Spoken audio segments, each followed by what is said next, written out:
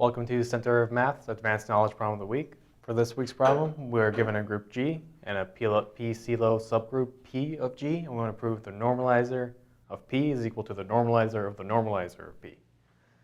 So essentially what we're going to do here, so one inclusion, we know the normalizer of P is included in the normalizer of the normalizer, since clearly every element of the normalizer will normalize itself.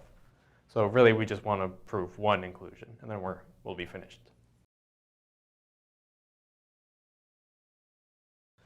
So what we're going to want to establish is that given an x in the normalizer of the normalizer, this, in fact,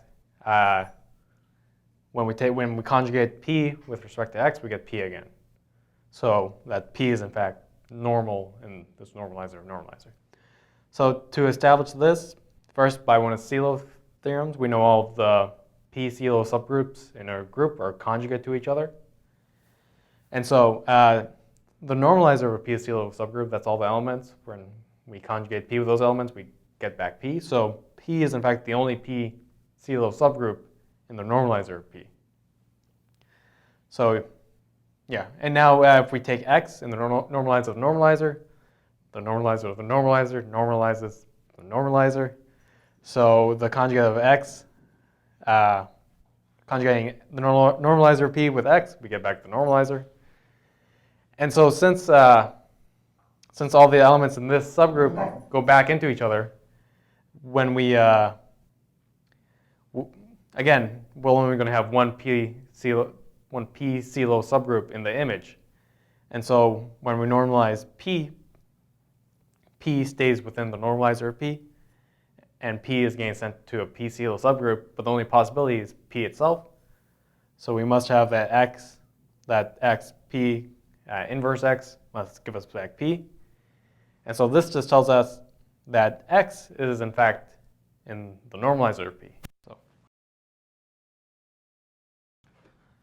So since x is in the normalizer of p, this actually establishes our reverse inclusion.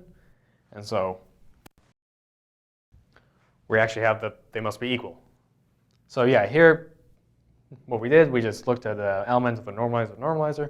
Note that it sends the Sylow group to itself, because by one of Sylow's theorems, all the p-Sylow subgroups are conjugate. And by conjugating a p-Sylow subgroup, we're sending it to a subgroup isomorphic to a p-Sylow subgroup, so another p-Sylow subgroup. But we have one such group, so it must send it to itself, so it must be part of the normalizer again, and so these two must be, in fact, the same subgroups. Thanks for watching. If you like this video, please check out our Twitter, check out our blog, and follow us on Facebook. Thank you.